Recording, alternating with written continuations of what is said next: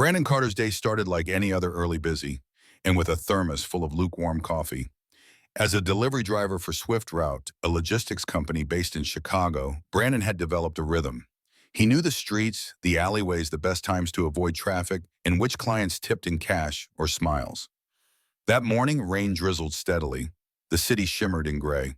After his fifth delivery, Brandon stopped by Gracie's Grocers to grab a granola bar.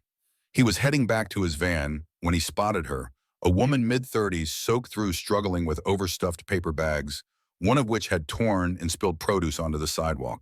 She knelt there, rain dripping from her hair, trying to collect oranges and onions with shaking hands.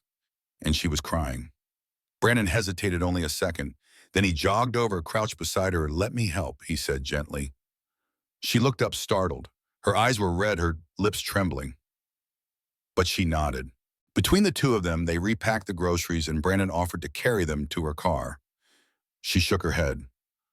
I, I don't have a car," she said, voice low. "I live nearby." Brandon nodded. "Then let me walk you home." "No trouble." She hesitated, but something in his kind expression must have reassured her. She nodded again. They walked 2 blocks in silence before she spoke. "My name's Lily." "Brandon. Pleased to meet you. You didn't have to help me." "I did, though. Seemed like you needed a hand." She gave a faint smile, rain still dripping from her bangs. "Rough day." Brandon didn't pry. He just carried the bags, chatting about harmless things, the weather, the bear's dismal season, his job. By the time they reached her building, an old but well-kept brownstone, she seemed calmer. "Thank you," she said, unlocking the front door. "Would you like to come in for a towel at least?" He shook his head. "I'd better get back to work." She bit her lip, then reached into one of the bags and pulled out a wrapped sandwich. "Then at least take this." He hesitated, then accepted. "Take care, Lily." 2 days later, Brandon was called into a staff meeting. New corporate initiative, the manager said. The founder of the company was going on a national campaign to visit every regional hub. Brandon half listened until the manager said the name Lily Marsh. He froze. Lily, that was her. Impossible. The tearful woman with groceries? He pulled out his phone and Googled it. The photo was cleaner. Her hair styled, her smile poised. But it was her. Lily Marsh, founder and CEO of Swift Route. Brandon sat back in his seat, stunned. When Lily arrived at the warehouse the next morning, she wore jeans, a Swift Route hoodie, and a ball cap. Few recognized her. Brandon did. She spotted him from across the floor, her eyes widening slightly. Then she smiled. "Hi," she said, walking over. "Hi," he echoed. "Brandon, right? You remember?" "Of course. Thank you again for that day." He shrugged. "Just groceries." "Not to me," she paused. "I'm visiting incognito this week." "Hope you don't mind," he laughed. "Not at all. Just don't expect special treatment." Lily grinned. "I wouldn't dream of it."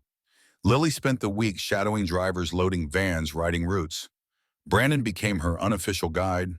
They talked. A lot.